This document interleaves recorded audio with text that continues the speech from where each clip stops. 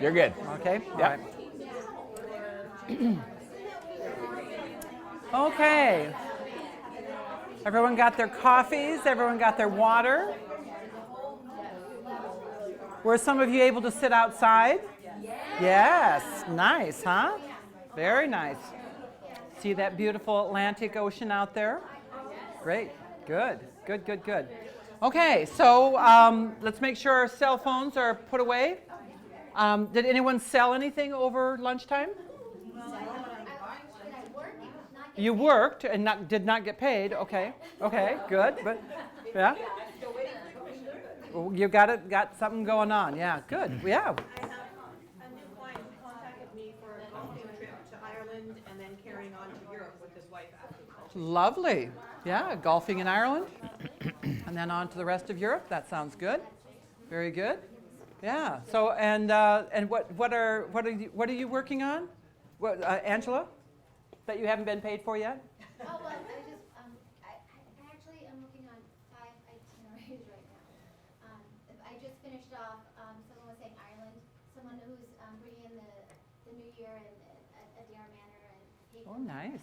Yeah. And then I'm working on 3 Italy proposals with Icy Bellagio. I love that. Yes, lovely. And then one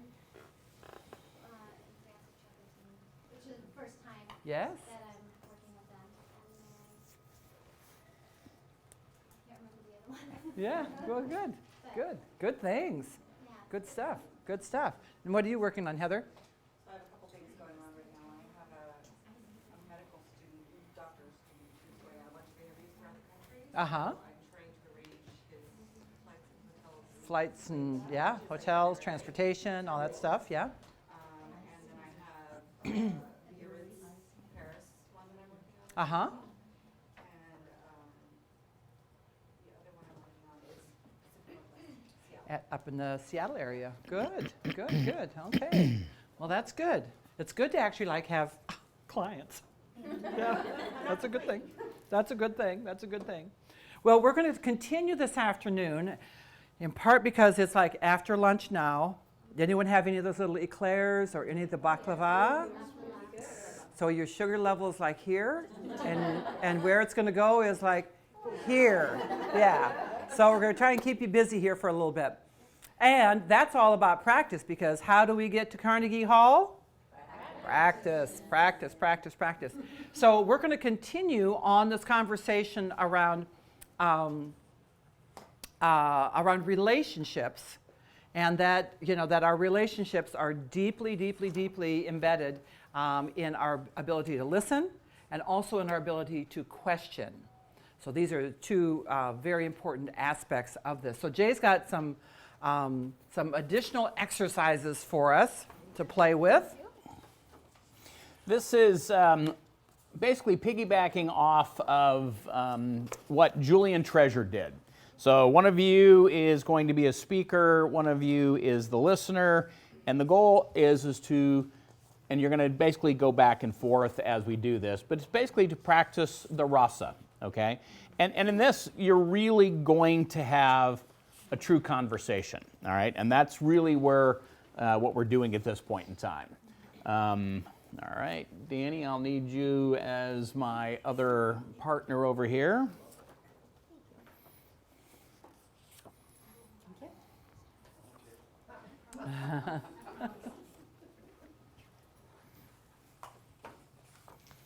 Has Nora been sort of so as a partner? She has been Dr. Pritchett. You are.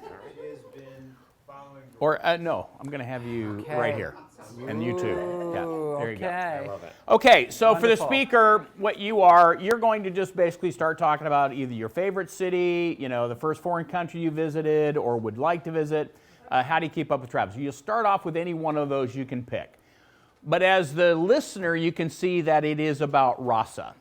The receiving, asking, So we want you to truly, at this stage, have a conversation.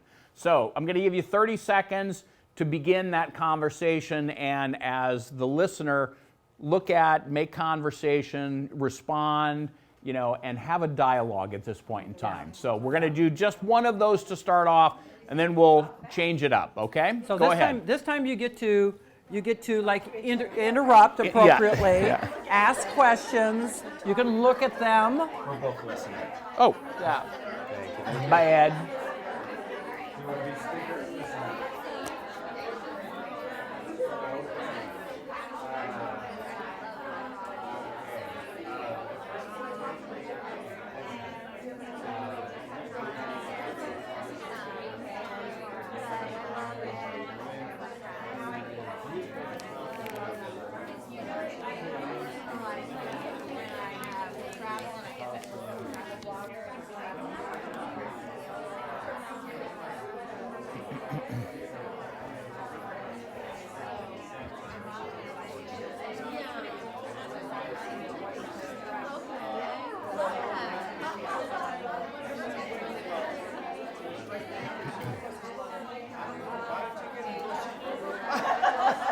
So we took a taxi.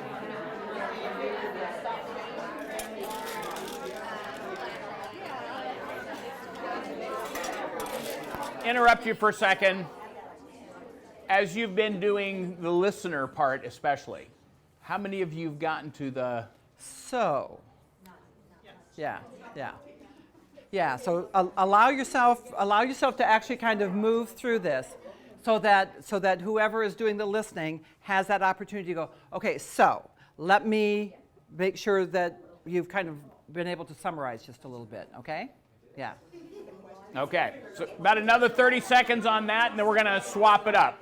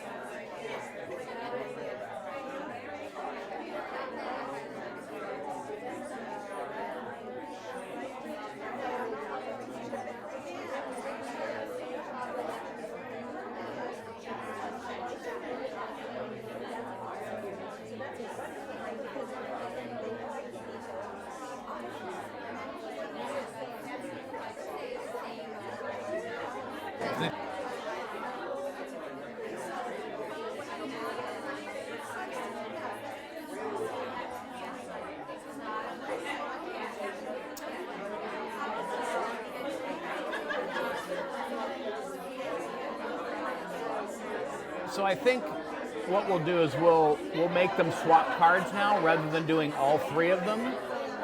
Yeah, just do a swap. Yeah. Yeah.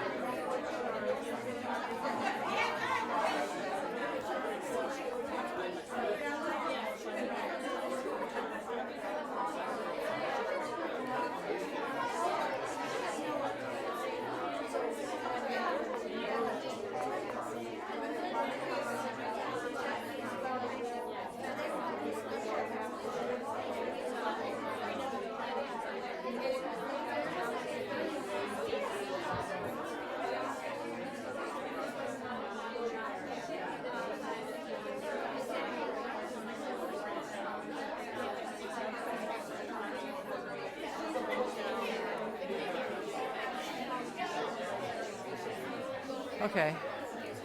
Okay, let's go ahead and let's swap cards. So swap cards. Swap cards. And again, as a speaker, you can pick any one of those three that you would like. And as the listener, you go ahead and make sure you look at the rasa and practice that receive, ask, summarize, Appreciate. and appreciate. Okay? Yeah. Yeah. I mean, allow yourself to actually kind of Take a go moment. through it. I mean, Yeah. do it sort of above and beyond. Yeah. Sort of fully Deliberate. engage on that, okay? All right.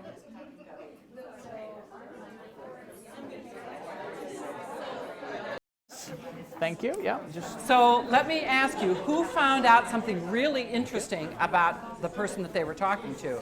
Yeah? Okay. Thank you. Nora, Thank what'd you find out thank you. about Scott? I found out that Card, please. Me and his wife really like traveling Thank you. a lot. Right, But yes. they like travel both, let's say, scripted and unscripted. Ah. So when we went to Italy, they had kind of some unusual encounters where no one spoke the local language and there were cultural barriers, but they enjoyed it and Uh-huh. made fun of it. So Yeah. learning the types of travel that South Asia places. Good. Okay. What'd you learn about Nora, Scott? Well, that she had been to Japan and had to encounter problems with language. She was there 4 months, so there was a great deal of, really, I guess in retrospect now, funny pantomiming trying to communicate. Sure. The universal language. Yeah. Like. Yeah. That or yelling. One of the hardest things to talk about, she said, well, we had this conversation about ghosts. Pantomimed. Yeah, it was my Yeah. experience. I love it. I love it. Yeah, interesting. Well, in part, this exercise is you guys getting to know each other a little bit more as well. What else did you find out? What else did? How about on this side of things? So I know that you were like paying attention to it a little bit more, and actually having these, this sort of being able to ask questions, and the so part of things, the summarize sort of things. So how about over here? What'd you guys figure out? So I think the takeaway for me was just like having that response of Mm-hmm. kind of adding in the like, oh yeah, like this is really good. And like I can feel like my eyes kind of like open or my eyebrows raised. Uh-huh. And from before when I couldn't look at her at all. Yeah. This was like a much easier conversation to have, and I could just see like how passionate she was and how excited Yeah. she was to talk about it, Uh-huh. and to just let me listen and kind of soak it all in. And then by the time it got to the end, then we started actually conversing about like where else would you want to go, or like, what do you remember, Yeah. back when you were younger, and stuff. That's right. So even when it starts with this sort of like, here's where you have to start, it can obviously devolve into, a whole wonderful array of conversation. Yeah, great. Well, it's an interesting exercise in that having broken it apart, what an actual conversation is like, which we don't ever kind of stop to think about. Well, yes, it is about listening, and it is about asking questions. And when you pull those, kind of deconstruct it, which is what we did, pull those things out, you go, oh, wait a minute, if I can't ask questions, I'm really in trouble. Or if I can't acknowledge people, which we do so naturally. But then also times when we get distracted and suddenly we're not. Or have you ever been at a cocktail party or at a situation where someone's talking to you and then they're suddenly looking across your shoulder at someone else, like, I think there might be someone in the room more interesting than you, and how that makes you feel. And how, I find myself actually in that situation where, and there's some people who are so masterful at it, at just talking to you. You're the only person in the room. And it feels so exceptional. And then you find yourself going at, like a reception or at a place where there's a lot of distractions. And you actually have to I have to pay attention to you while we have this conversation and not who's over there. Yeah, that kind of thing. And it's actually a skill. It's a skill, yeah. So The yeah. downside of that is that we have become so much more aware of how so often people don't listen. Right. They don't ask questions. They talk a blue streak. Right. And it's clearly not about dialogue. It's Right. about a monologue. About a monologue. And I'm telling you, I would say 80% of the world is literally in that situation. And we wonder about these couples who are together because we interact with them individually as a couple. But I wonder how they manage to get together. They don't really talk and listen to They don't seem to talk or listen to each other. Yeah. to us. That's right. And again, sort of our social conversations, especially some of this stuff that happens over social media, is like blasted out at you, as opposed to what's supposed to be happening, which is a social kind of dialogue. And it's not a dialogue, it's a diatribe, you know. So it's a very, very different kind of thing. Yeah, yeah. Social situations, oftentimes, and I find myself doing this, is I'll be having a conversation, not really listening, but thinking about what I'm going to say next. Yes. Instead of actually focusing on what they're Yes, saying. yes. When I find myself doing that, I have to like hold myself back. Right. I'm guilty of that.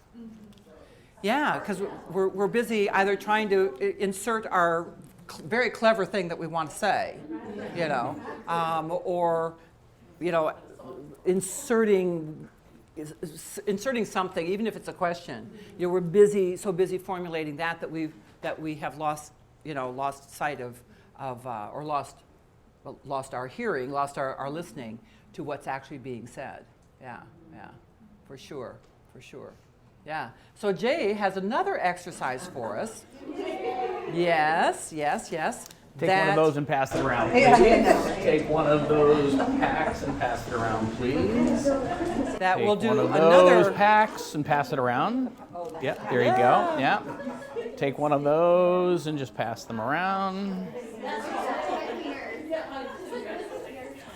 So this too is about the kind of deconstructing this process. So this is a listening exercise, but it's All right. we're gonna pull something away from you again. All right, so what I want you to do first off is do not remove the rubber band. I'm kidding. I'm just checking to see if you were going to do that already. Anyway, I want you to take the rubber band off, but I want you to find a way to get your binders upright so that you can be doing this on your own. So sort of open it up so that you can be doing this and that you can't see what someone else is doing. All right? So get it put up like a barrier so that you can see what you're doing, but hopefully not see what others are doing. Okay. Now I am going to read you some instructions, and that's all I'm going to do. You can't ask questions, you can't clarify. I'm not going to show you what should be done. You just have to try and interpret and, you know, do as what I'm instructing, okay? And I'll read them, I'll read the instructions a couple of times so that you can try and follow through. Okay, step number 1. Take 2 sticks and place them in the form of a letter V, as in Victor. Take 2 sticks and place them in the form of a letter V. 1 stick should overlap the other stick. Okay? So, take 2 sticks, place them in the form of a letter V. 1 stick should overlap the other stick. Step 2. Take 1 more stick, place it on top of the other 2. Make sure this stick is in the middle of the other 2. What you should now have should look like the letter W, as in whiskey. Okay, take 1 more stick, place it on top of the other 2. Make sure this stick is in the middle of the other 2. What you should now have should look like the letter W. Third step, take 1 more stick and crisscross the W. This 4th stick should be on top of the middle stick, but the ends will be under the other 2. Okay, take another stick, crisscross the W. This 4th stick should be on top of the middle stick, but under the other 2. Okay? Final step. Take 1 more stick, crisscross the W 1 more time. This time the crisscross should be under the middle stick and on top of the other 2. All right, crisscross the W 1 more time with 1 more stick. This time the crisscross should be under the middle stick and on top of the other 2.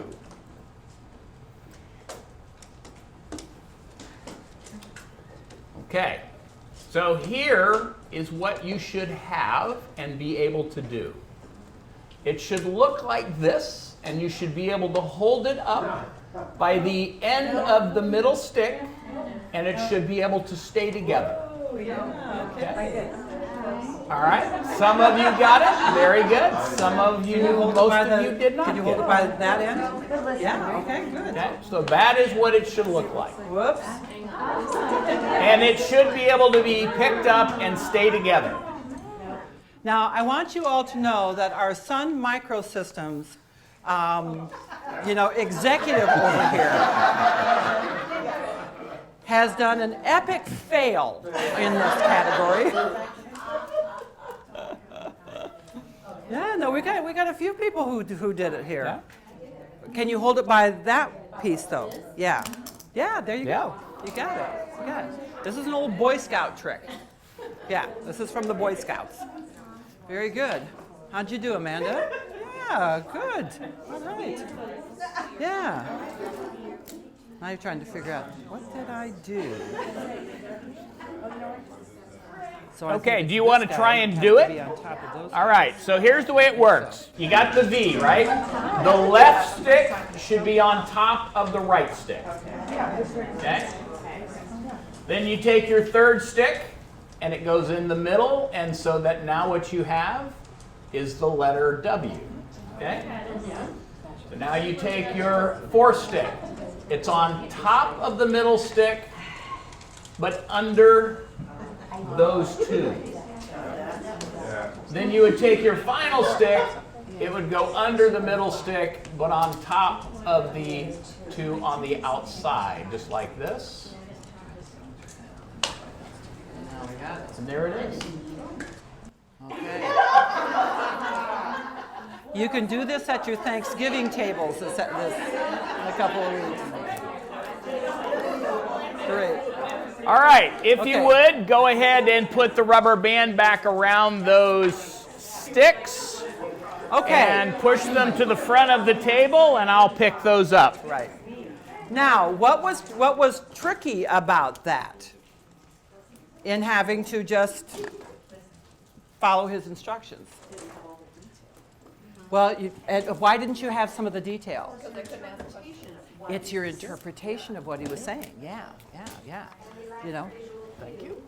No visual cues. Yes. Couldn't ask any questions. Yep. And so we were left with assumptions. And maybe about a third of the room ended up with correct assumptions. About 2/3 of the room ended up with incorrect assumptions.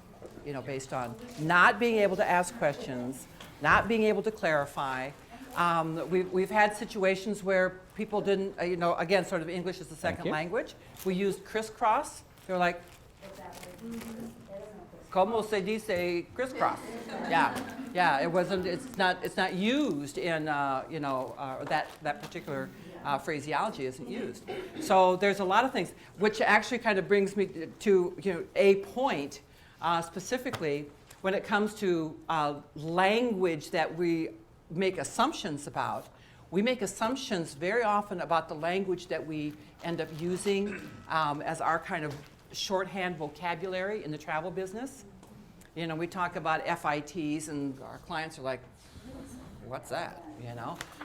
Or you're going to check something in a GDS, and it's like, whatever that is, or we use some of the language and the lingo. Remember, we're talking to lay people when we're talking about this. We have a shorthand that we use, but that isn't the language that we want to use with our clients. So something like that, it may also be part of the conversation here.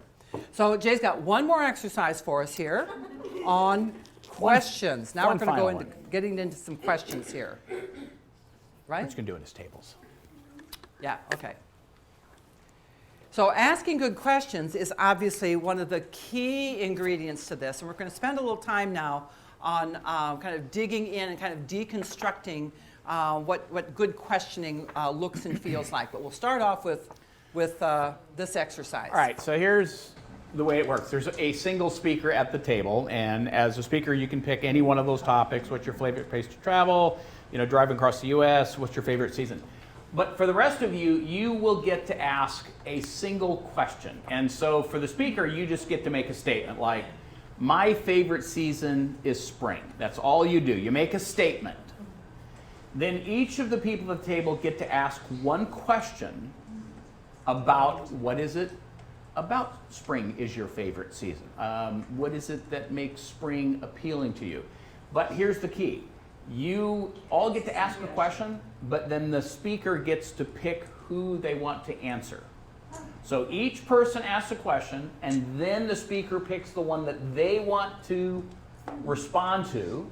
They respond to the question, again, in a sort of a statement, and then there's more questions that are asked. So we're going to do this around the table, so each of you get to be a speaker, and then each of you get to ask questions. And the goal is, and it's tough because you may have never heard of this, so now you got to be thinking on your feet about what is a good question. And remember, what are good questions? Think through that as well. All right? So we'll do a round, and then we'll Right. take some time and kind of deconstruct what good questions look and feel like. But let's just try it without any prompting to begin Is with. there a goal in the question you're trying to find out more what it is or something? You're just in that. You're just in that early questioning. Yeah. You know, drilling down, digging a little bit deeper, trying to find out what's behind this statement. Or just something that may interest you about something that that person has said, okay? All right, so speaker again, you make a statement about one of those three things on the card. And then each of you ask a question. The speaker doesn't respond to any of the questions until everyone has asked, and then you pick the question that you choose to respond to. It could be because it's the best question or the one that's most interesting to you, but that's the way it works. And then you respond to the question, and then everybody asks another question. Okay? All right. Begin.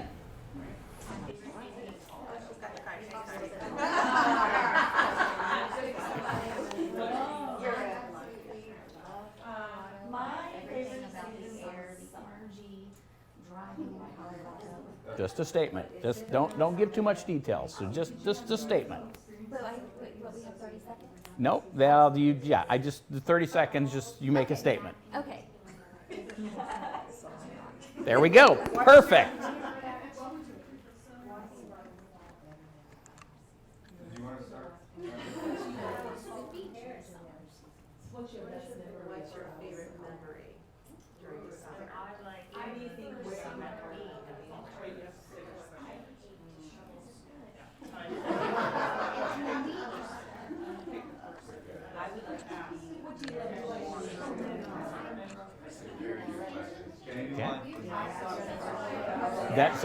So now you all ask another question, right? So now you've responded.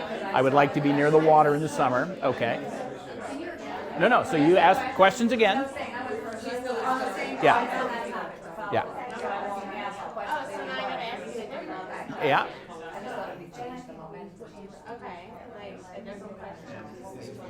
About now, why does she like to be near the water in the summertime? Right, exactly. Nope. You're gonna. So who did you answer? Okay. So what was your answer? What was your answer to her question? Was that I like the cooler weather that fall brings. Okay. So now each of you ask another question of that.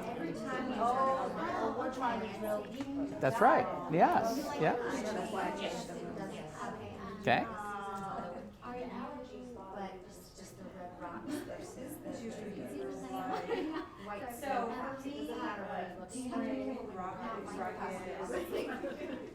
Okay. Question. Now I stopped her. So a question that you have now, based on what she just said. Further question. Do you listen to the radio signals that they have that talk about when you're driving, that you can turn on the radio and listen? And now we're supposed to answer. No, now let everybody go around. Besides, do you have favorite orchards that you like to go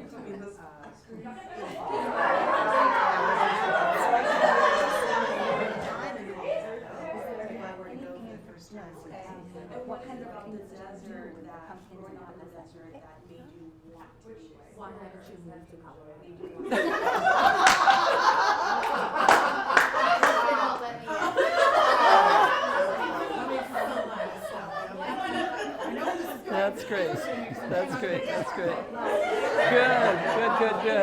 it. I love it. Yeah. I mean, you can clearly see it brings such joy to you. I'm stuck in myself. No, I did not listen to. I don't know much about it. That's okay. That's okay. You know, then you don't have to do a question. I mean, it's tough. All right.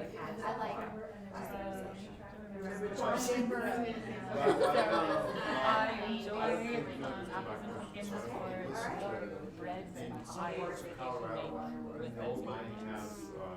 There we go. Okay, so now swap the card. Oh, speaking of that, I have some fresh pumpkin bread in my room.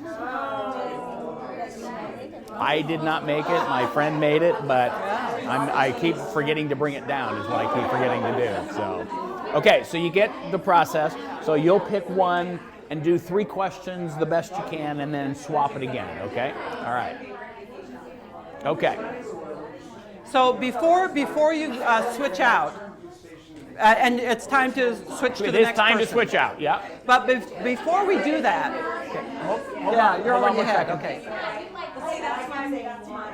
Hold on. Before we do that, let's stop and think a little bit about questions and what is sort of what's the DNA of good questions out there. And there are a couple of different things that we want to bear in mind and that I've heard around and that we all do out there. So there's a couple different things that are tricky. One is that we ask complicated questions, that we add kind of a layer on a layer on a layer, and it ends up being kind of a multiple choice kind of question. So watch out for those, because those are like, that's too much for me to kind of handle. So that sort of multiple question. Don't ramble, rambling questions. You know, it's like,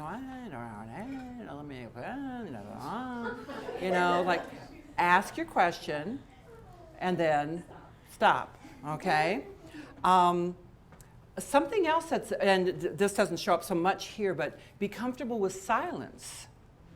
Be comfortable with silence when asking questions.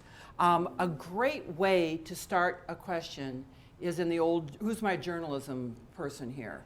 Yeah, the who, what, when, where, how, you know. All of those will open a question that is generally closed. You know, a question that could be answered with a yes or no, if someone just wanted to stop with a yes or no, can be opened up with a who or what or why or how as the beginning of that.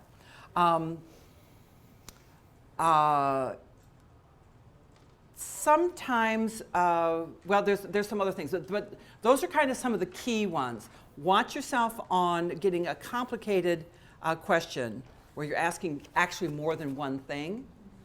Watch yourself when it comes to closed-ended questions, when it could be answered with a yes or no, and that can, depending on your client, that can stop you cold.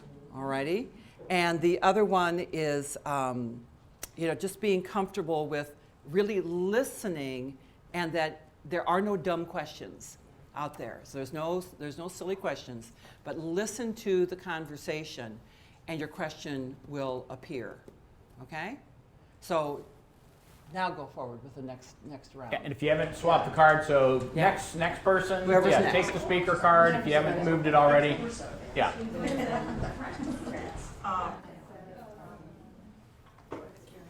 My favorite thing to Scrabble is what?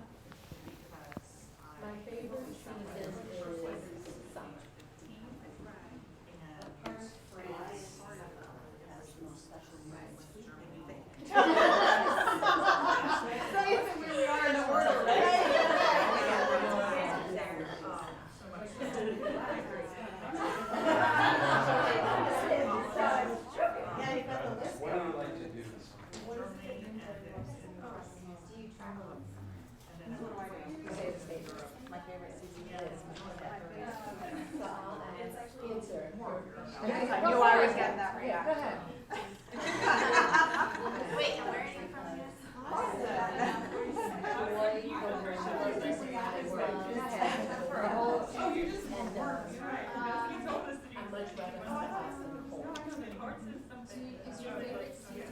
Started across the US, attraction and since you were given to the winter, what do you make with and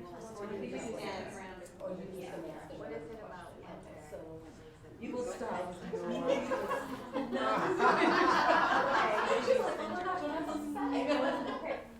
why do you want to? Does your family What is your enjoy favorite winter? What do they enjoy? Who do you like to spend your time with? I'm gonna go with yours. I love winter because my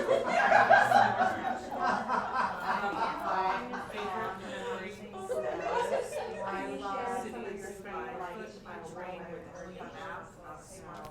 I love families and start close together with fire. I like my mountains are. I love snow days and love blizzards. I love cities with the. You did. You're like giving them all the other things that they could be asking questions about. Free information.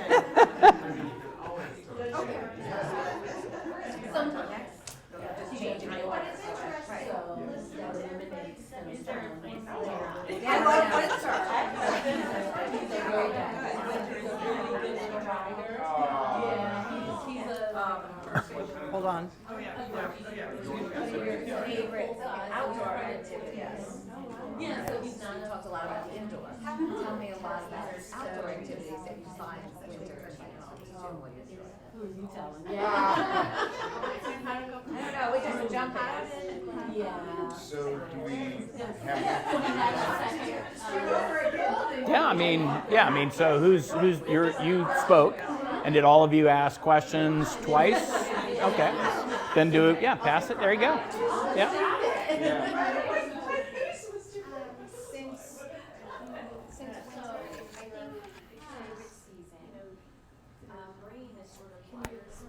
So current, what is like, what you're feeling, especially when you're when it's a snow day and when you What do you like to do when you're in the box a little bit and goes, okay, well now you can wear it. This goes back to you. I love Prairie Dawn. How do you decide where you want to go? Yes, I know. Oh, okay. Yeah.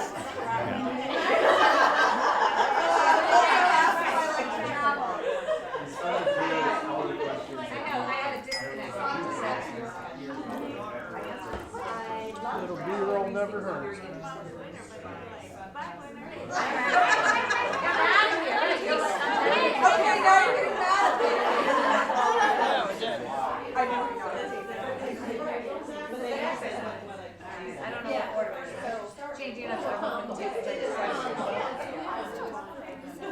No, when we started this, it was to talk, but I realized that people were giving too much information, and it basically, that's right. So it's just the statement of, I like summer, and then it's like, oh, well, because really in 30 seconds you probably be giving them so much information that there are no questions left, and that's the challenge, right? So, yes. I'm driving across the US and the one attraction I can't wait to see is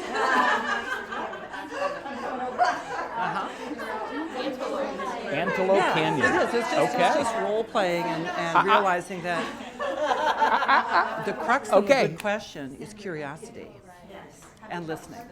Yeah. So being honestly interested in what somebody is saying is the questions will just come. Yeah. Historic tourism. Right.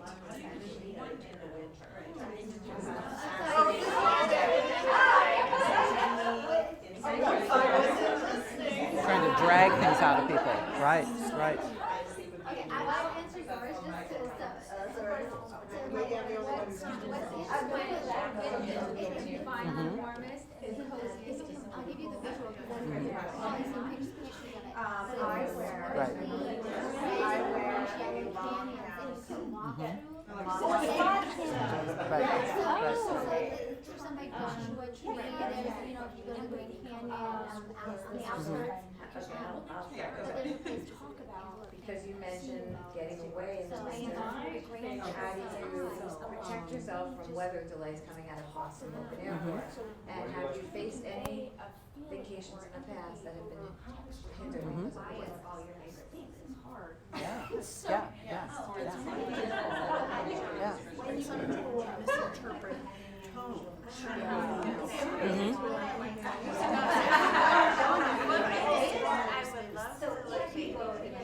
Right.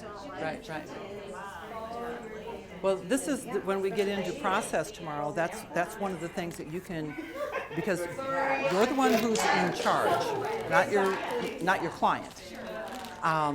And so you can lay out the rules of engagement. You know, we can text back and forth here for a little bit, but before we get into any of the details, we need to have a conversation. Now, if you're not comfortable with that, then we're probably not the right fit as client and advisor. I can't, exactly. Right. That's why this is my intent. Right. Why I'm doing this. Yeah, exactly. That's right. Did everybody have a chance to play with this a little bit? Yeah? Okay, good.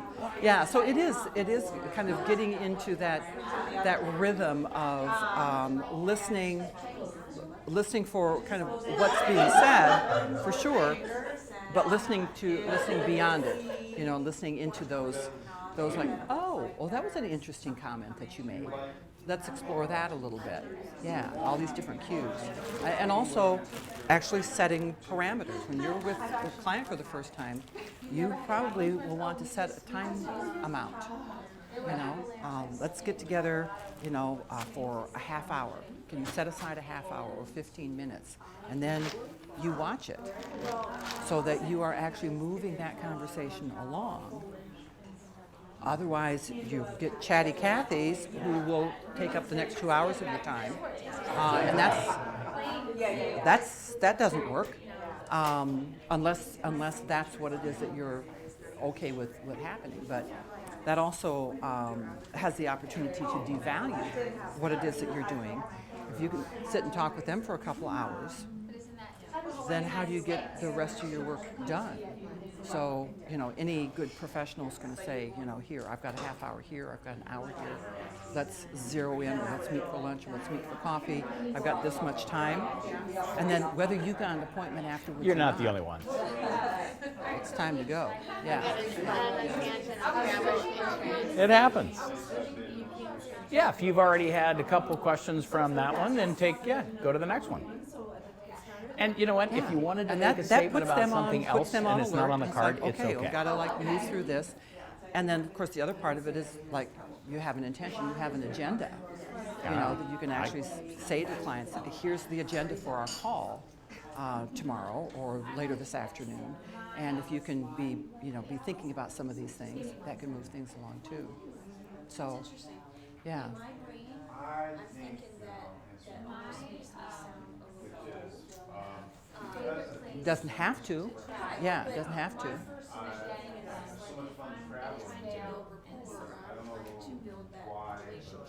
Okay, good. That's always the best thing.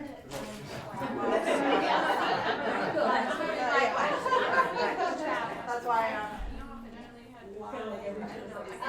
Well, yeah, no, I mean, it's not like it's cut and dry.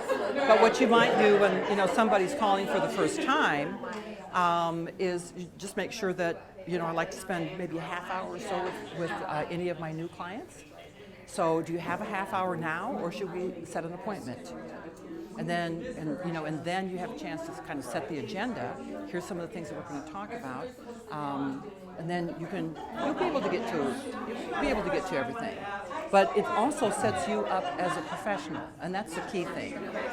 Because I think a lot of what happens, and I think this is actually true of women a lot, is that we'd like to please people and we like to be helpful and all that stuff, all of which is important, but we also can kind of overindulge our clients I think as well. So you have to, because you're going to run out of time in a real quick hurry. You know, you might be new now and you've got plenty of time to talk to people, but the day's coming when you're not going to have that much time. Right. What are your topics? Right.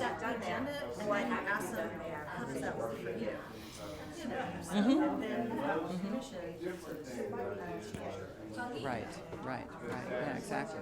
Yeah. So, yeah. Good. Great. How's everybody doing here? They're getting through it. Yep. Have you guys all get through all your, everybody? Overachievers. I'll be over here.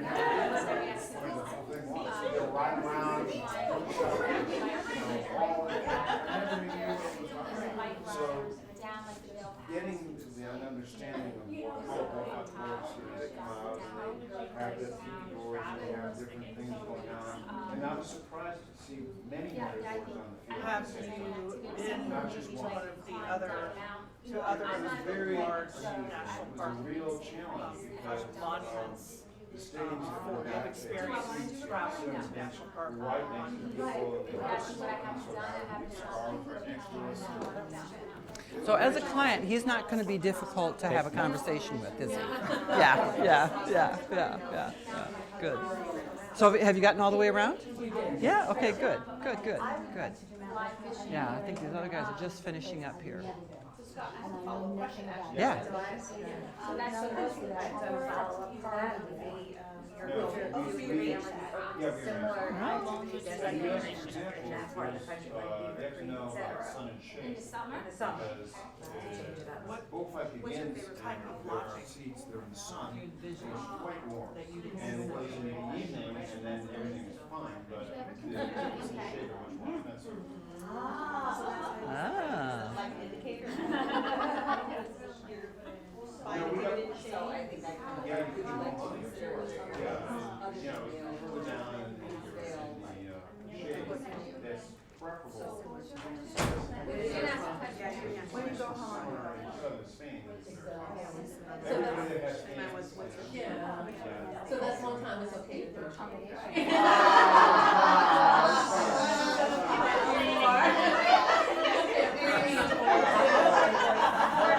I got to 45. That's why I needed some hearing in my head. Okay,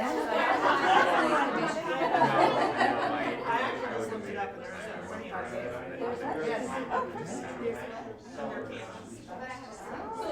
Have you all got through your, everybody questions? Okay. Is this where we are right now? Okay. I'll take that back. Move it along. You know, You got to answer. asking questions is really difficult. Okay. And, you know, especially in that impromptu way. You know, when somebody says, hey, I'd like to go here, and you're like, holy crap, I don't know anything about that place. You know, it's like, I've never been there, I don't know. You know, so then you have to be prepared to, you know, well, what is it about France? What is it about Mount Rushmore? What is it that is driving you to that you want to go there? Because now they're going to help give you information that you can ask more questions on. You know, that's really, you know, and if you know enough, then you can ask the questions. You know, that's an easy thing to do, and it's even.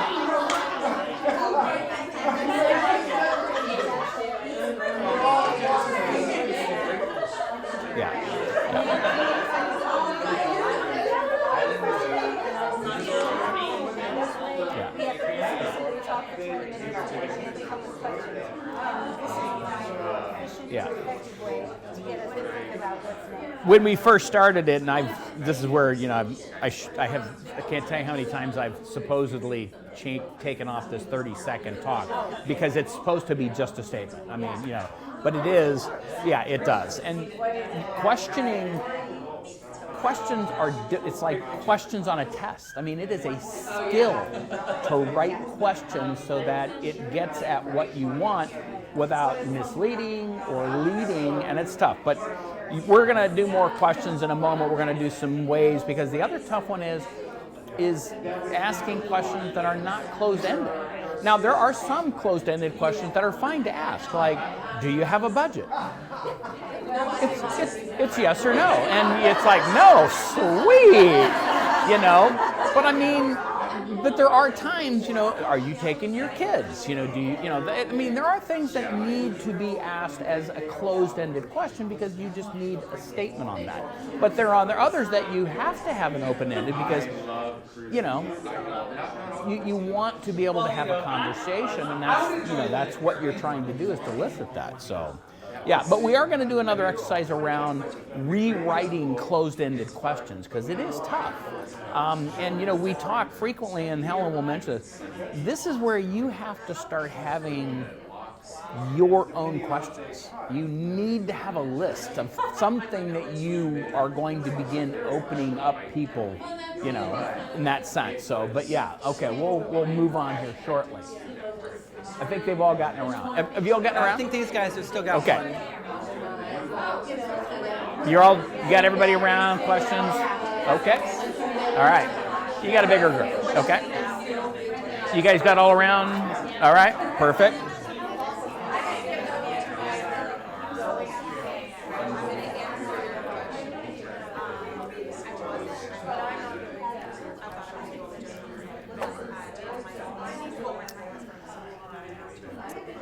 Okay.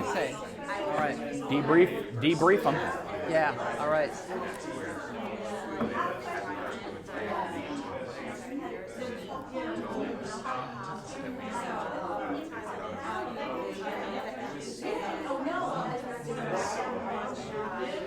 Okay, I think we got all the way around the room.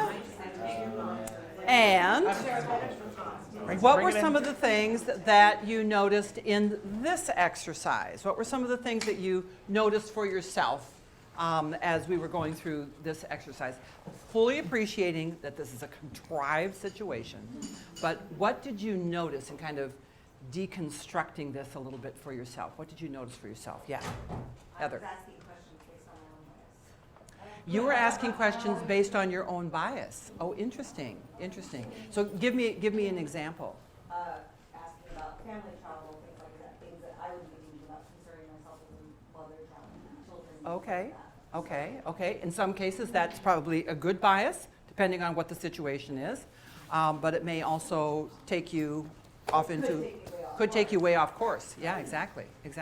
Great. Yeah. Shonda. Otherwise, it takes a little bit of forethought to make sure that we weren't asking closed-ended questions. Yes. How those closed-ended, they just kind of roll off the tongue. They do. They're kind of, it's kind of easy to go there. Exactly. Yeah. And suddenly you can, and we were talking over here that you may have a client like Scott who can talk on, about things and is happy to contribute to the conversation, but you might also have some people who are like, yes. No. And, I just overheard Jay talking to you guys. Obviously, there are closed-ended questions that make good sense. Do you have passports? Yes or no? Tell me about your passport. When did you first apply for a passport? How was your picture? Were you happy with your picture? Yeah. So there's plenty of times when a closed-ended question is going to make good sense.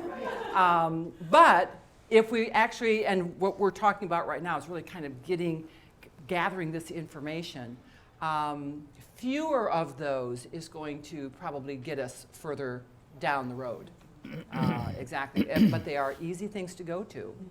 And suddenly, if we don't have a conversational client, we can find ourselves kind of stuck. So yeah, what else did you notice for yourselves as you were kind of doing this? How many of you found when somebody said something about the destination or about something, and you didn't know how difficult it was to ask a question when you didn't know really, like over here, somebody said that they wanted to go to Antelope Canyon, and everybody's like, No, who said that? Who said Angela? You two are on the same wavelength. yeah. Yeah. But if you don't know where it is, you have no idea what it is about. I mean, it's Or what it difficult is. to formulate that first question, right? Yeah. Yeah, yeah. Yeah, Hold hang on. hang on, yeah. When Brianna said fall, and they got to orchards and pumpkins and stuff, that's not my thing. I was like, what do I ask? That would not be my thing. Yeah. Pumpkin patch on the side of the street to pick them out. She's talking about a different experience, so I had a really hard time with that. Okay, so something that, because one of the things that can be a barrier to listening is, I don't find the subject very interesting. Like fall and Pie at the store. yeah, just buy the pie for God's sakes. Yeah. What's the question? Yeah, yeah. So when we don't find something interesting, and that can be a destination, it can be the way that they're traveling and so on. That can be, in fact, a barrier to our listening. Yeah, yeah. What else did you notice? Yeah. Developing the confidence. So, like listening to the modules that we had to listen to, Mm-hmm. Did she come across as effective, weak, normal? And I'm sitting here, and what was kind of a challenge, but also a good lesson in ways, when you got to be the last person, you had to try and formulate a question. Every question had been asked. Right. So hard. You really have to stop and in my opinion, if you're dealing with a luxury client, any client, you have to come across with confidence. So your mind's got to be super sharp to come up with a question that formulates, to pull that answer out of them for you to build off of. Right. But that you have a little bit of hesitation while you're formulating, but you've got to come across as confident. So it's. So asking these questions is, and those of you, who had the opportunity to listen to, your mentors, your colleagues, and so on, and you listen to them as they just it just rolls off of them. And they just they get down to it. We're talking about, kind of running, about time, how do you manage the time around these conversations? Then you listen to somebody who's really masterful at it, and clearly there's an agenda in mind. We got to get to this, and this, and get to this point. And we need to do it efficiently, but also with that full experience of, I've been listened to, and this has been a meaningful experience for me. So in part, you have to have a bit of an agenda. I need to find out if we're talking about that very earliest conversation, what is their motivation for traveling? What is the purpose of this? How do they want to be feeling when they come back from this trip? Who all is involved? Are there any budgetary considerations? Are they flexible at all? But also there's some real basic information that you have to gather that is about kind of their feelings, that is about their these motivations. And they may not have stopped to think about what's motivating me to do this vacation. So what's really exciting is when you can be asking questions that are actually oh my gosh, I haven't really even thought about that before. Now all of a sudden you've gone boop, boop, boop on the value scale of things. Shanda. That was something I was thinking when you were speaking earlier before we started the exercise, was when you talk about listening.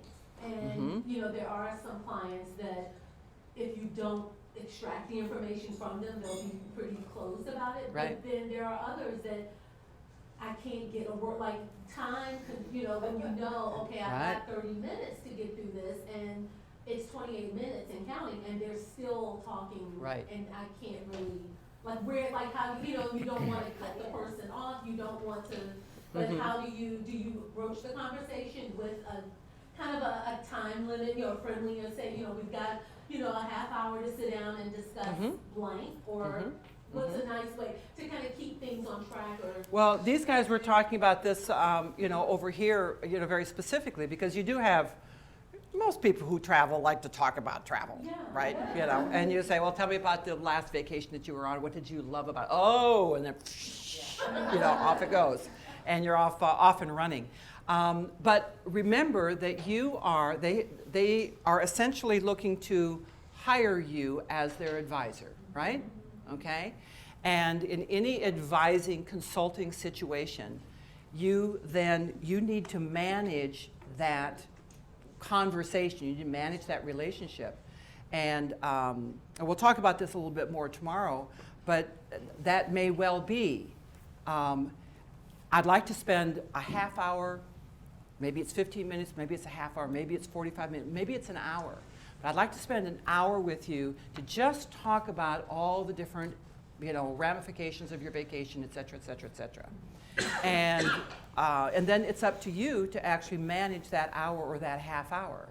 So at 15 minutes, your phone goes, 15 minutes, and you're like, okay, we're about halfway through, because I've got another appointment. Oh my God, I'm so sorry, but I've got another appointment. Whether you do or not, okay? And so that you start managing that. And if they don't have a half hour right now, then you set up a time when they do have a half hour. Because that's also very important, so that they have an expectation, and then maybe you even send them an agenda. There are advisors who send out a little survey on the front end. Here's some of the things that we'll be discussing when we get together next week or tomorrow, whatever it is, so that they have an idea of what some of the questions are that are going to be asked. So you can do it that way. Go to my website and fill out this. We'll show you a great example of somebody who's done exactly this, so that they've got some things that they started to think about on the front end. Yeah, that are beyond, do you have a passport? Do you have, but like why, or what's a favorite thing that you've done in the past, or what types of hotels do you like to stay at? Yeah. Just gonna, to your point, back up your point, as I'm releasing my website now in December, because we're gonna do some add-ons, but what I have on there is a plan a trip tab, and it basically asks the client, where are they looking to go? Is there a special occasion? How many people will be traveling? What the duration of the experiences that they're looking for, what a ballpark of their budget is, so that I can glean the ideas from them, so that they can also think of what it is that they want. Right. And then it has click this button to schedule your consultation call, and it specifically states complimentary 30-minute call. They can pick their call time. So it's at their leisure, so it makes them feel like they're in control. They're doing it. It's making them think about what they really want out of this trip. And then it gives me time to prepare and do some research, so that when we do have our call, I'm like, okay, so they're interested in Paris and Italy. Let me pull together some ideas, and then when we speak, I can sound confident, because I'm like, so you're looking at Paris and Italy. Have you thought about this? And is this something you might be open to? And there's this really great experience here, and I can be prepared to help better sell, rather than just talking to somebody for the first time and be like, oh, you want to go to Greece? No, let me think.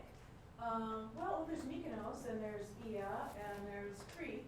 But if you have some of that prep information first, you can come across, in my opinion, you can come across something much more confident and much more prepared to actually, hopefully, land the client, land the sale. Right.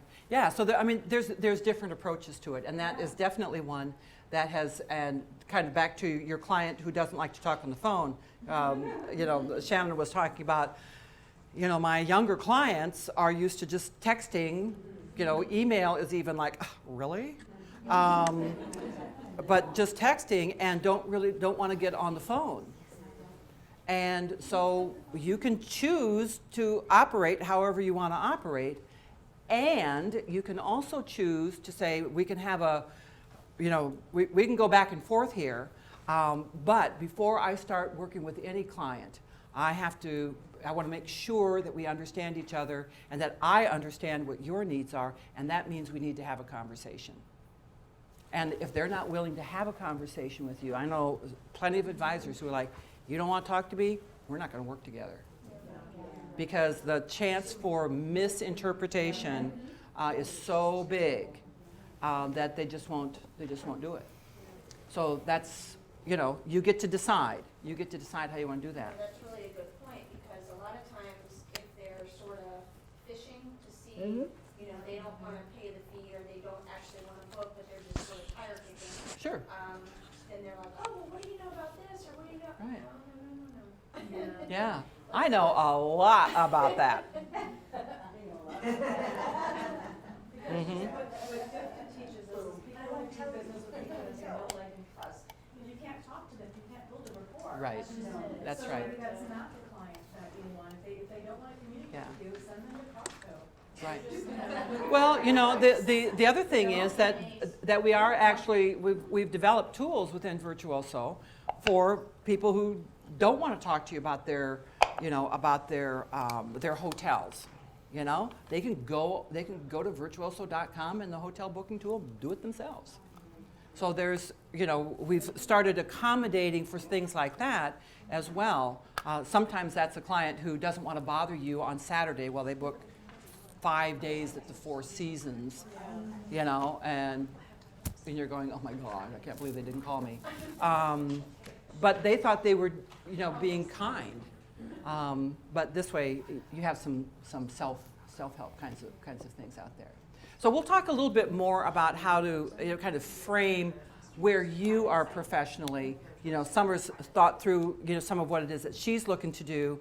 Everyone will operate a little bit differently, but I think it's very important to recognize that in any of these early conversations that we have with our clients, that we do want to build that trust. And that trust means having a conversation, and the best way to ask questions, you know, in that conversation is based on an open-minded curiosity. You know, what was it, Antelope Canyon? You know, my first question would be like, Antelope Canyon, where the heck is the Antelope Canyon? Yeah. I've never heard of that. Yeah. And there's nothing wrong with that either. You know, I mean, you're far better off saying, I've never heard of Antelope Canyon, than to go, oh, yes, Antelope Canyon. You know, and so there must be a canyon with, yeah, it has a lot of antelopes. Yeah, and it's a canyon, yeah. So, anyway. So we're going to take our questions one step further here, and because some of you had brought up in particular that these closed-ended questions can be tricky. And so we're going to do a little exercise now that Jay's got for us that will take us a step further and take closed-ended questions and open them up.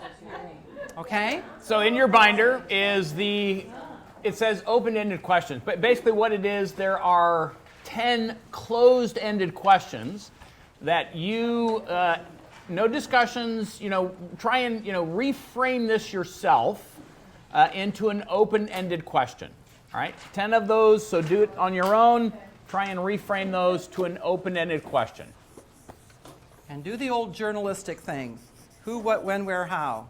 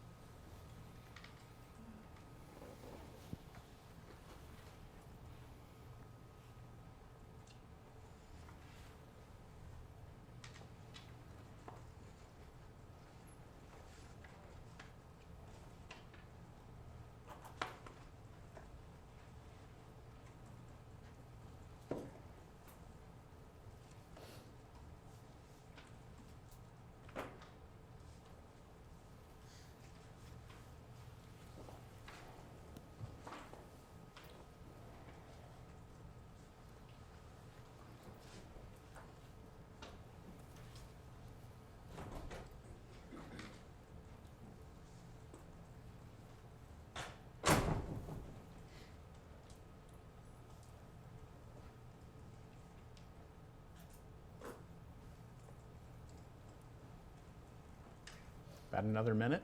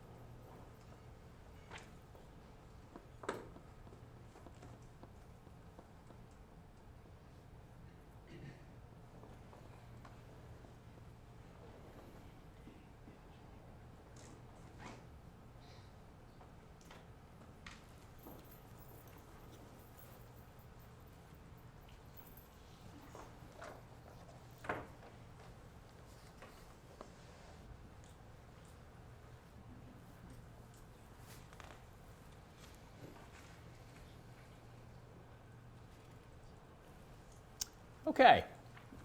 Number one, did you like your Spain trip to Spain? Lori, what did you have for that? Yeah. She's going, well, yes, I did enjoy my trip to Spain. Yes, matter of fact, yeah. And the bullfights that Scott was telling us about, yeah. What did you like most about your trip to Spain? Okay. Yeah, All right. okay, that totally changed the conversation, didn't it? Yeah, yeah, good.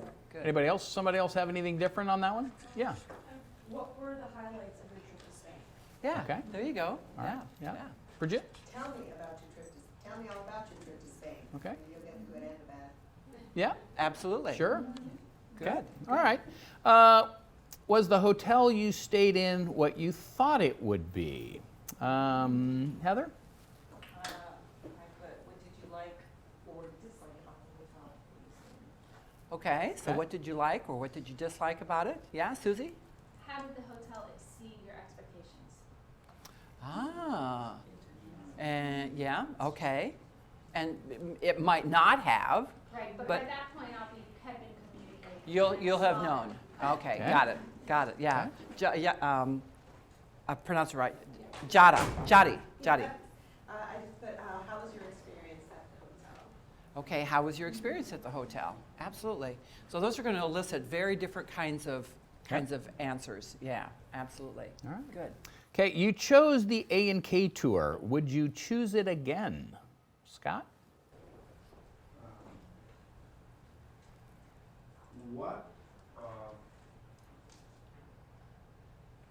What was the A&K, what was the differences between, what was the A&K in your opinion? What was your opinion of the A&K tour? Okay, what was your opinion of the A&K tour? All right. Exactly. Yeah, he's used to doing things this way. Can't read his own writing, can he? Yeah, I get it.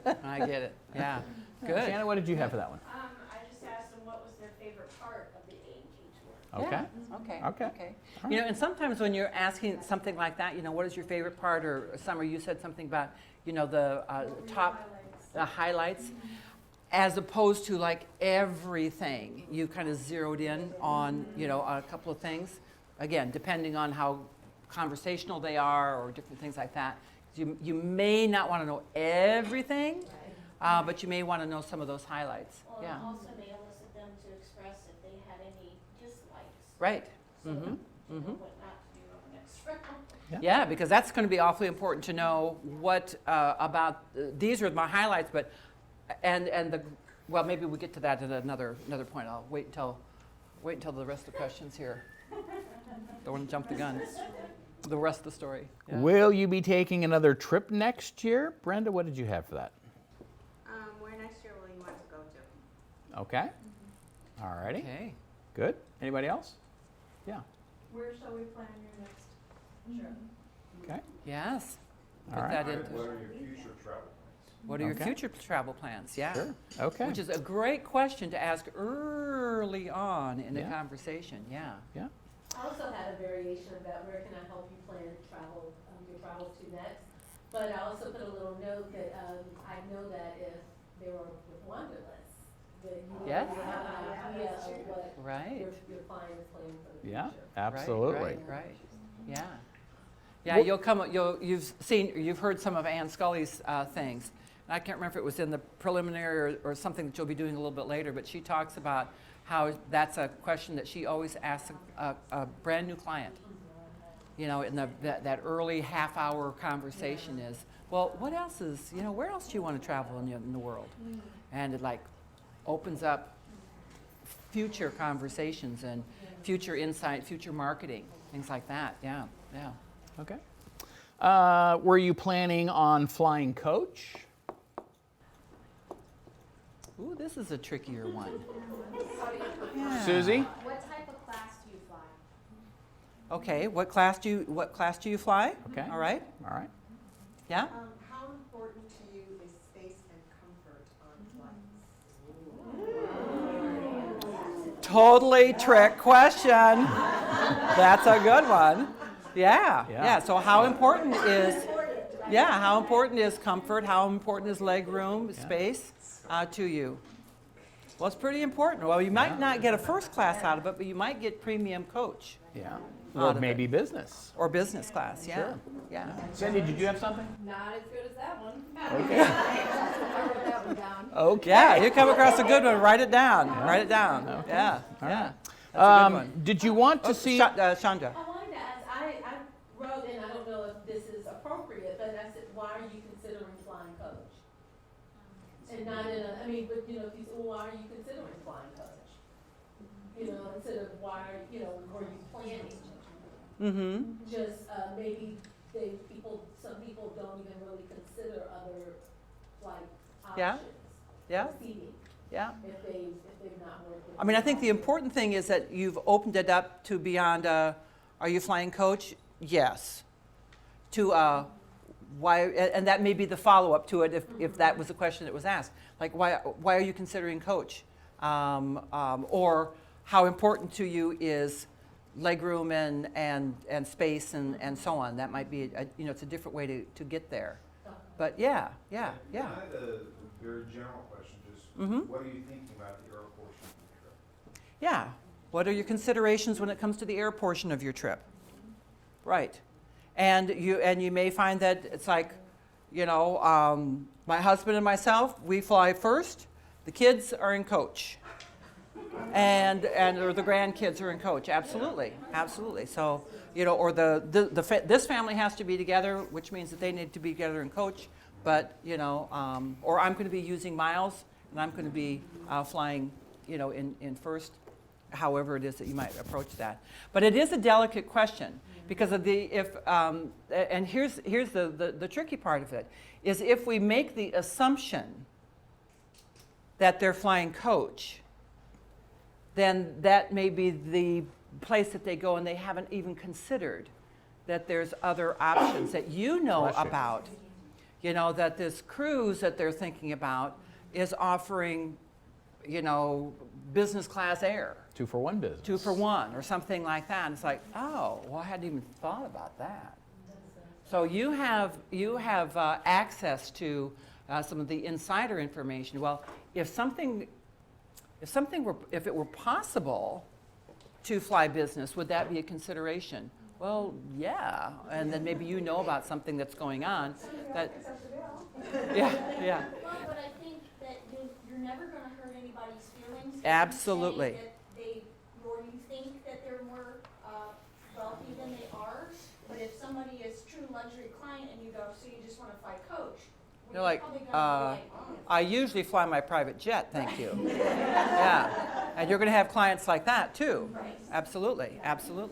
Yeah, I think this also, and somehow this this Coach Air thing always kind of brings this up, and that is the again sort of the assumptions that we make, but also one of the trickiest things when we start off in this business is to sell a little too much out of our pocketbook as opposed out of theirs. Now, they're going to come up with budgets for you that you're going to go, that's the price of my house, you know? But it's their money. And they've earned that money. And if this is a priority, their budgets are their budgets. So our assumptions, because I usually fly coach, doesn't equate at all. So having a nice way of asking that question, you know, what are your preferences when it comes to travel? And maybe that's different domestically as opposed to international. So that may come up as well. But the assumption of coach is an assumption that can make an ass out of you and me, right? Right, yeah. What else we got, Jay? Do you want to see specific sites on your vacation? Yes. So how are you going to do that one? Yeah, Jody. On this vacation, are there any specific sites on your bucket list you'd like to see? There you go. Yeah. Good. Yeah. What experiences are you seeking on this? What experiences are you seeking? Yes. Great one. Great one. Yeah. Good. Of the 2 cruises we looked at, which did you like better? Yeah. Let's talk through the pros and cons in your mind of each of these choices. Oh, good one. Yeah. Okay. Let's talk through the pros and cons in your mind of each of these. Yeah. Okay. Love it. Love it. Love it. Yeah. Who else? Who haven't we talked to here? Angela. Tell me what cruise appeals to you more and why. Yeah. Which appeals to you more and why? All right. Just asking the simple why will get you to a different place. Yeah. Yeah. Nora, what did you have for that one? What option seems most appealing? Okay. Okay. Yeah. Yeah. That'll get you there. Do you want a room with 2 queens or a king? I couldn't pick one, so I came up with, are you planning on spooning anyone? Are you planning on what? Spooning anyone. Say yes,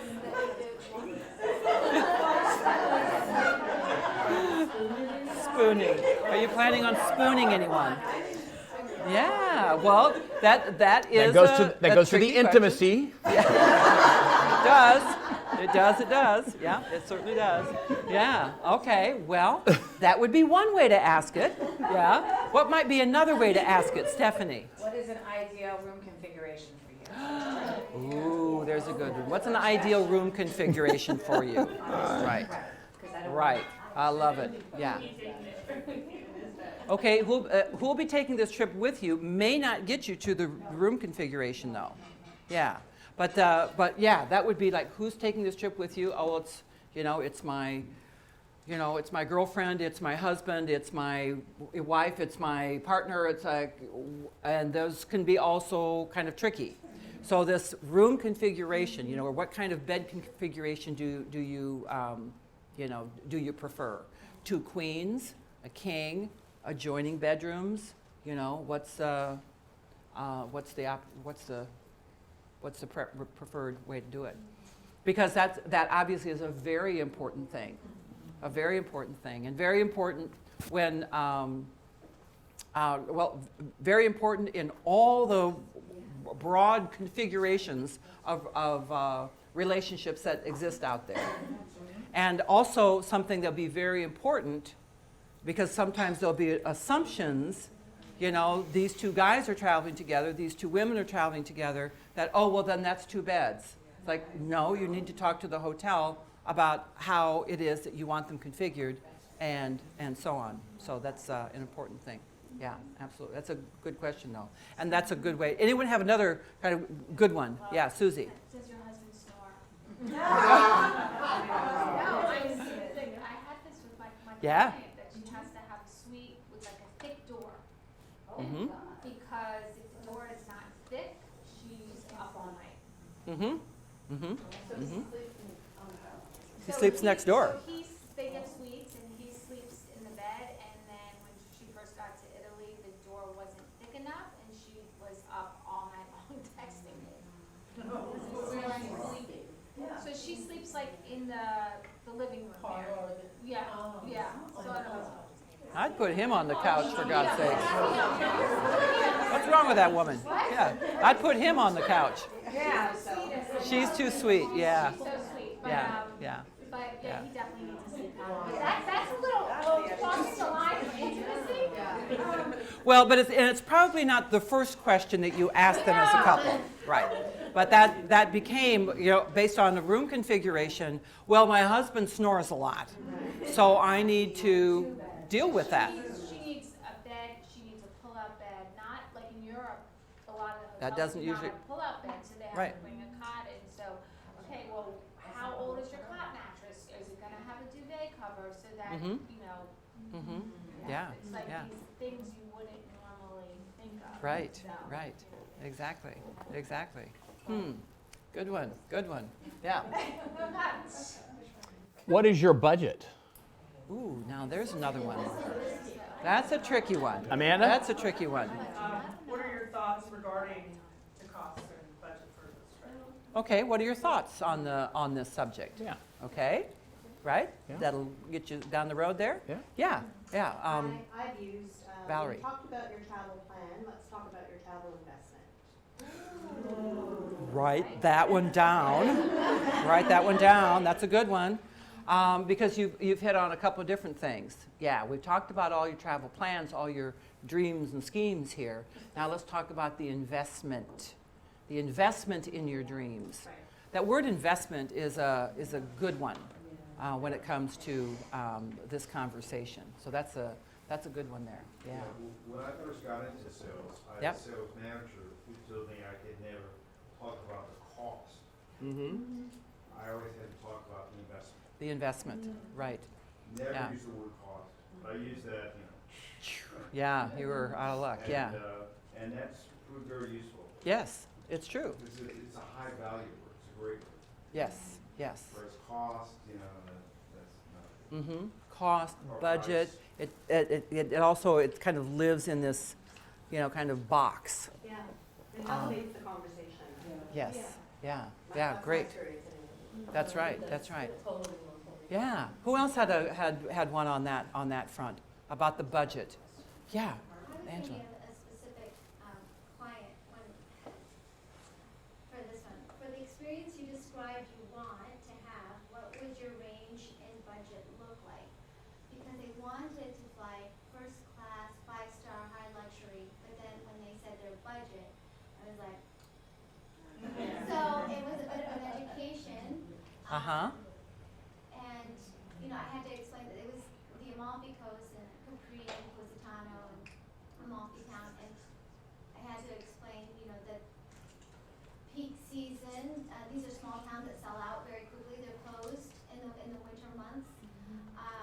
They're highly popular and congested in the peak season. Even in the shoulder season, they're quite popular. Right. Because then you're traveling with lesser crowds. So this is why they ask for what. This is why they can ask for what they ask. Mm-hmm. And then they also wanted to fly business. What I ended up doing was we cut their vacation by 4 days Mm-hmm. so that they could, to accommodate Right. what they were willing to spend. Mm-hmm. Mm-hmm. But it was difficult to work out the budget because they were so reluctant to share it at first to begin with. Right. And then when they did, I thought, oh my gosh, this is gonna work. It would be some work. So Yeah. that was a long one. Yeah, but that sort of what are your based on what it is that you're dreaming of here or what we're talking about, what are your considerations, along these lines? Expectations versus. Right. And it's a hard thing to kind of bring people down to earth sometimes when they've got 5-star in their starry eyes, but in fact their budget doesn't work for it. And what you did was like, well, and what they want, then maybe they don't go for quite as long. It was more important to have this sort of Yes, experience. yeah, then that's fair enough.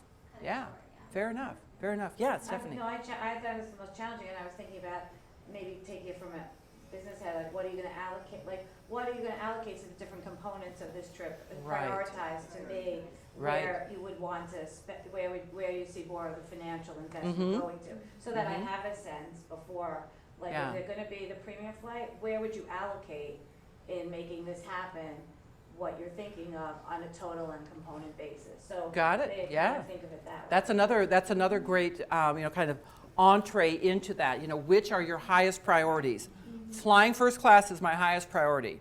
Or the 5-star hotels are my highest priority.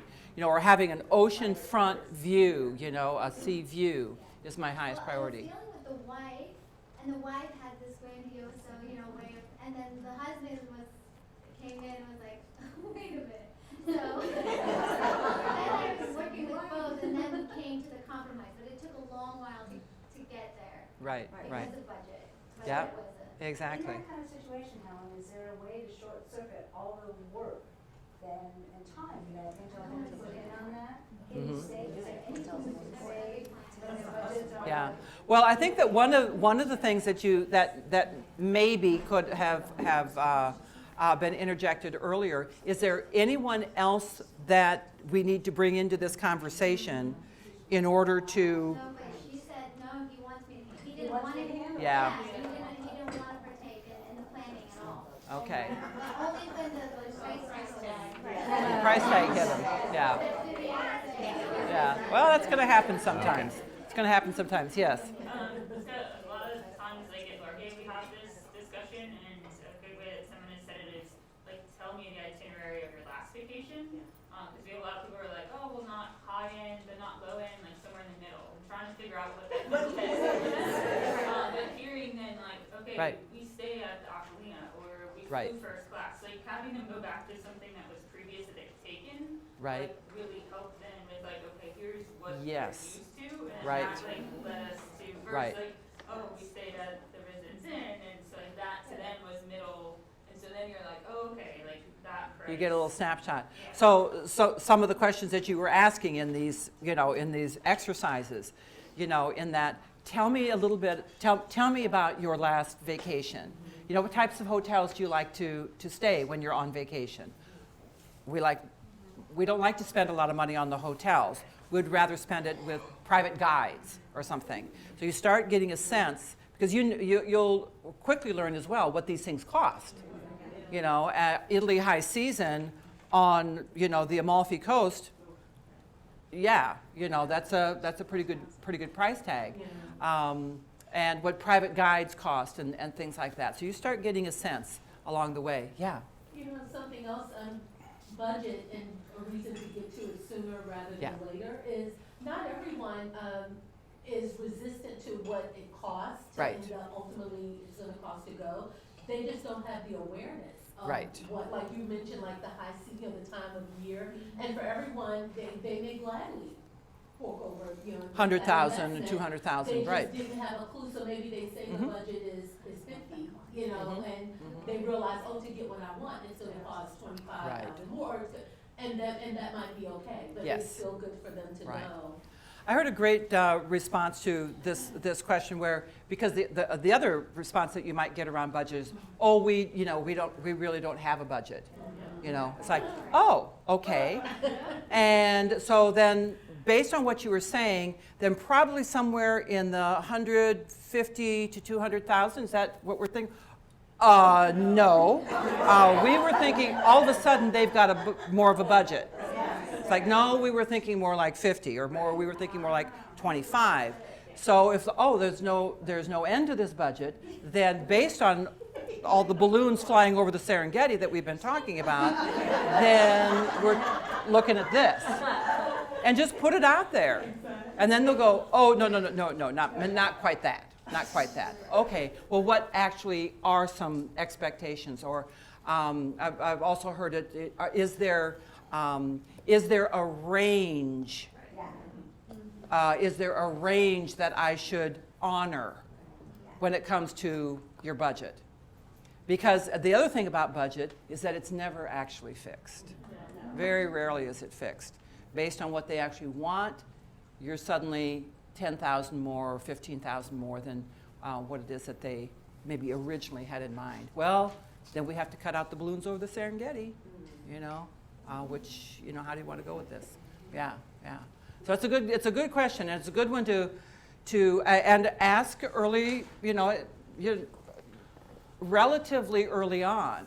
Doesn't have to be the first question out of your mouth, but to get a sense of how they like to travel, what they've done in the past, what we're thinking about on this, if there are some considerations that we need to take into consideration, what might those be? Is there anyone else who's part of this decision-making process?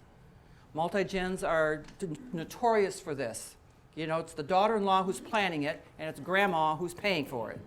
And we need to make sure that everybody's on the same page, and that can be tricky as well. Yeah. Any other ones there? Last one. Have you considered traveling during the shoulder season?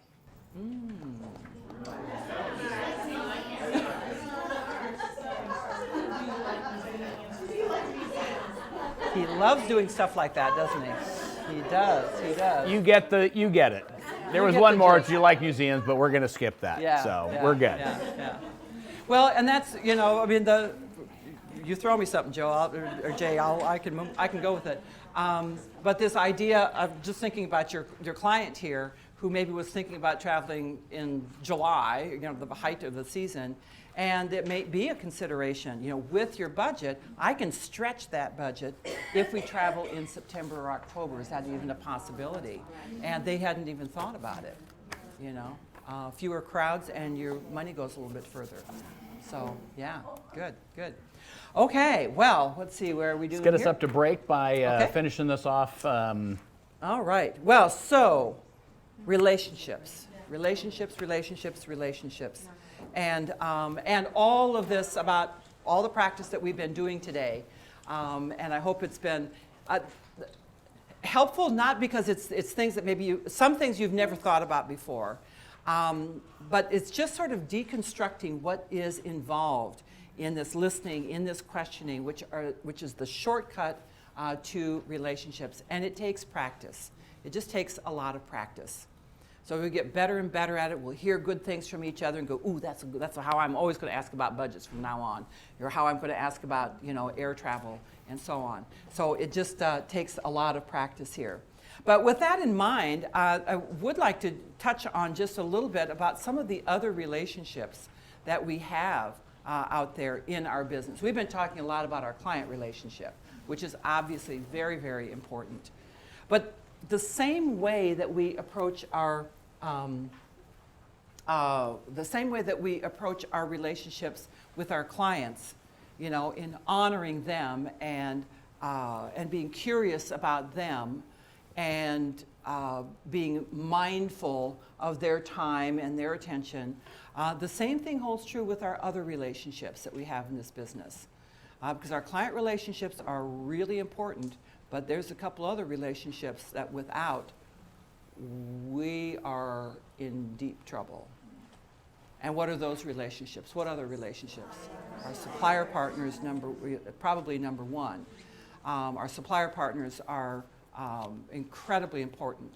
We call them partners for a good reason. You know, they are not just our suppliers. They are not just our vendors out there. They are truly our partners around the world. So these relationships become very important. Your relationship, obviously, with your colleagues, with your fellow advisors, hold the same importance and the same weight. Think about how much you've learned about Antelope Canyon, number one, today, and we've learned about how to ask, about classes of service, and and how to kind of dig in and find out about. Without asking about a budget, kind of get a sense of where it is that they're coming from. We've all learned from each other. So our relationships with each other are incredibly important in this business. It is a business of human relationships. But Jennifer, who used to own an agency and had worked with these great partners around the world, I'd love for you to just, from the point of view of somebody who was frontline and dealt with these people inside out and backwards, and as an owner and agency owner, when it comes to our partners in particular. Yeah, so I think, one of the huge things that I always try and do is this is where the golden rule really comes into play. It's like doing to others, you want them to do unto you. And so I think about from the perspective of your clients. and how many times your clients have gone silent on you after you've given a proposal or after you've had a conversation. And I think about like when you've reached out to an IC Bellagio or someone and you've asked for something, and then you go silent on them because you don't either know how to deal with it or you're not ready to make a decision. So I try and apply those same principles when we're dealing with our partners. One of our agencies, the woman who heads their talent development department, used to work for Four Seasons and for Mandarin Orientals, and she led a class for us one time. And she talked about the 3 C's that partners think about, and that's communication, collaboration, and consideration, which I thought was a really great way to explain the relationship. So she said, initially communication is huge. We want to know as much as we possibly can about your clients to be able to tailor everything that we offer. It's not enough to say, hey, I've got a couple that wants to spend a week in Italy. Okay, like we need a little bit more. Come on, help me out here. Right. She said even to the point of photos of your clients are great, or anything that we can know about them helps us make you look great. So the communication piece, and that also comes with timely responses and keeping those channels open. She said many times, you'll reach out to me with an emergency, but then when I need something back from you, you totally have gone silent and don't respond. So that can be something that's really helpful. The collaboration piece, and that goes on building on what the clients want and what you know about the clients and sharing your information, sharing any insights that you have, and a lot of those open-ended questions are great ways to think about how you're positioning this client's trip. Just any little piece of information you know about them. You might know that they got, a dog named Lucky, exactly. And a cat named Susie. Yeah. Sorry, Susie. And then on the consideration piece, that goes back to again what I was just mentioning about keeping those communication lines opening and showing them the same respect that you want your clients to show you in following up. And it's okay to say, my clients chose not to work with you. That's okay. People need to make their businesses better, just like you'd like an honest answer about why somebody booked on Four Seasons Direct as opposed to going through you. They want the same kind of information. You were a little bit higher. Your tours felt a lot more pricey than another company that we spoke to as well. I think that's always good. So those are some basic principles that I know sound like duh, but we forget about it because we get so caught up in our own day-to-day, just like our clients sometimes, they don't mean to go silent for 48 hours. They may not have been able to deal with something, their kid could have just wrecked their car. I mean, who knows what goes on in people's worlds today. So I think just applying some of those basic principles is really helpful in those relationships. The other thing I will say is that, we were laughing about it's a small world earlier. It is a really small world in the travel space. Especially in the luxury travel space. In the luxury travel space. And these people that you meet here, like at Aquilina doesn't have a lot of turnover, so they'll probably be here for a while. But you'll meet the director of sales at a hotel, and that director of sales is probably going to go to 6 other hotels in your career.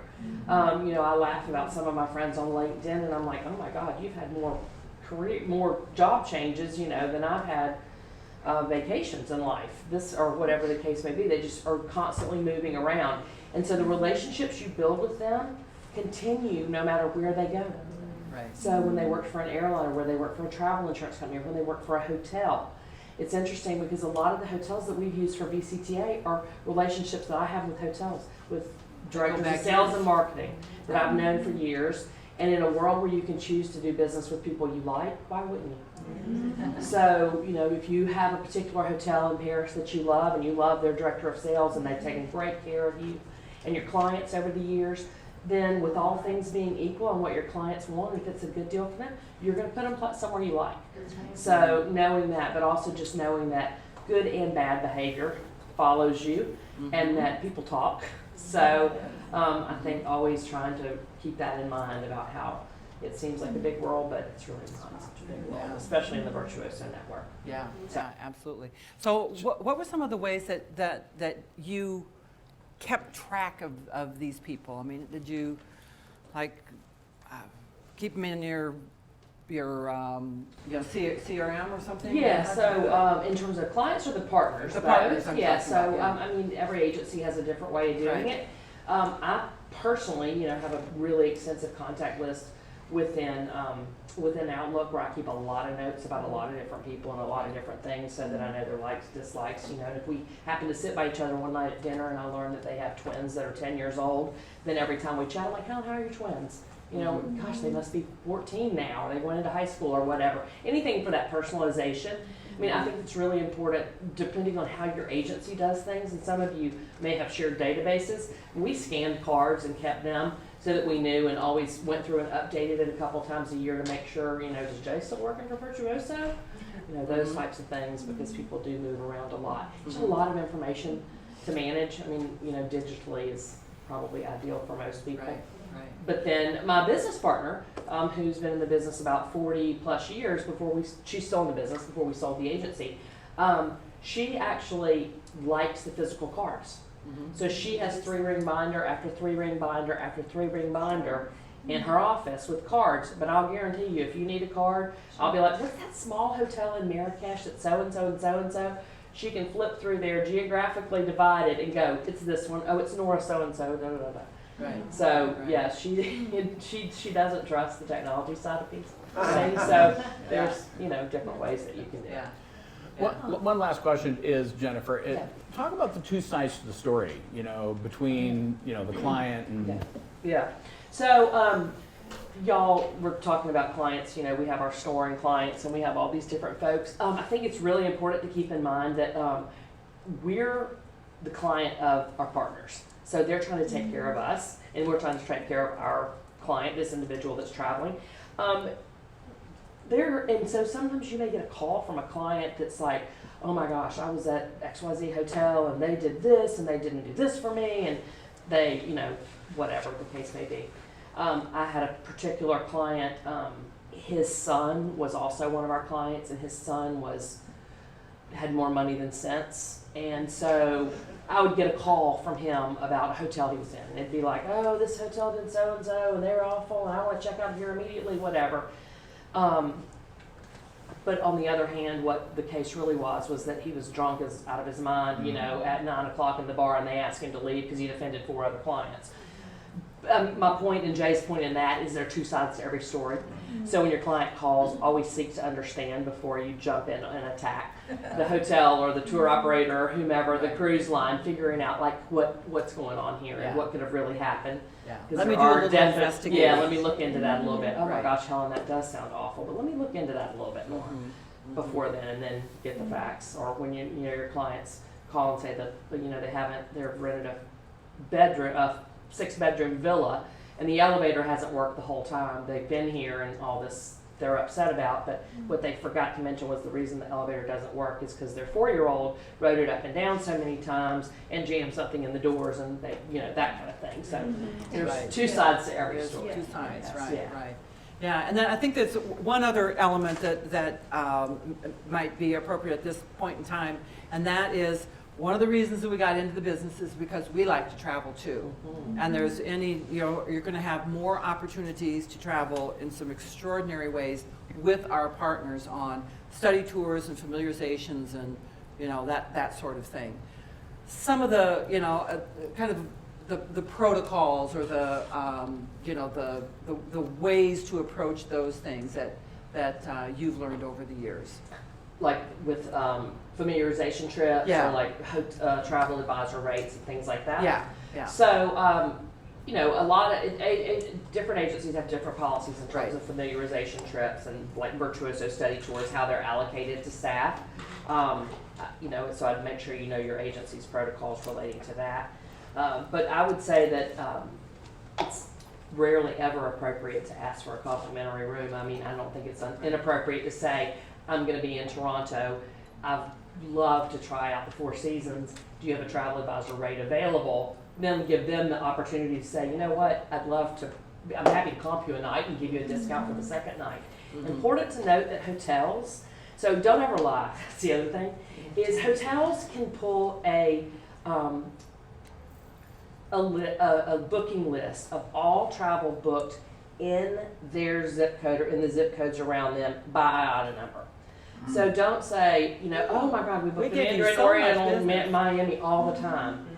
they can actually pull a report and see, no, you actually don't. You book Aquilina all the time, so why do you need to, you know, what's going on here? But they know, so know that. So I'm not, just be honest.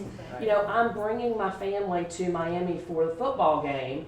Would love the opportunity to see the hotel, and if you've got an, you know, an advisor rate available, then that'd be super. Right. I will have my husband and 2 kids with me. Right. You know, and don't try and just sneak them in the back door like hotels know everything. People do that. It's crazy. They're like, oh, I'm dying to see your hotel. And then really they're like, oh, I can't do a site inspection because we're going to a baseball game in a few minutes. Yeah. You know, I think always offering to include a site inspection is appropriate. You know, saying, and of course, I'd love to be able to, you know, have breakfast with you or do a site inspection of the property, meet with any of your team that's available, that type of thing. You know, thank you notes go a long way. My same business partner that keeps cards, handwrites thank you notes for everything, and I'm going to tell you, she gets anything she wants anywhere because every meeting she has or every party she goes to at Virtuoso Travel Week, she sends a handwritten note. Scott and Kip, thanks so much for your hospitality, blah blah blah blah blah, this kind of thing. So those, and if that's not your thing, handwritten notes and your thing, then send them an email or however you want to do it. But remember to thank people. Yeah. Yeah, appreciate that. So. So these relationships, and there's, you know, more to these kinds of conversations, and Jennifer's a really good resource in that she's, you know, been there on the front line and had to manage these relationships over the years. But the truth is, they do. These relationships come back again and again and again and again and again. So it's very important to pay attention and recognize that these are, in fact, your partners. I mean, they are your business partners out there. Yeah, Kip. One of the things when we were doing our training in Chicago, we had the opportunity to sit in on the problem that our training officer was involved with. And we had said to her, we got this issue, could we listen by any chance? Can you get permission for us to hear? How do you problem solve? And the issues, the 2 things that you just described, if they're going to fall back on a TA's lap, then I would love to hear a little bit more about, okay, so this guy was drunk and he was causing all these problems. How do you handle that? What did you do to smooth that over and to handle, I mean, those kind of things will help us if, forbid, we end up in that kind of situation. Right, and you will. It'll happen. Okay. Something along those lines will happen at one point or another. So in the elevator issue, I was able to call them and say, so I was able to talk to the villa company, and they were trying to get the elevator fixed. They did mention that Pierce and Jack were in the elevator, riding the elevator a number of times, and that they were called out to fix it twice before it broke. So I'm not going to be able to ask them for any type of compensation for you. So, so that was, and yeah, they wanted compensation. it was very uncomfortable. Yes. I mean, it's very uncomfortable, but it was the right thing. I mean, my relationships with my client, but it's also, you know, in that. So, and they weren't, fortunately, they're nice enough people that they were not willing to deny it. They're like, okay, I completely understand. That kind of thing.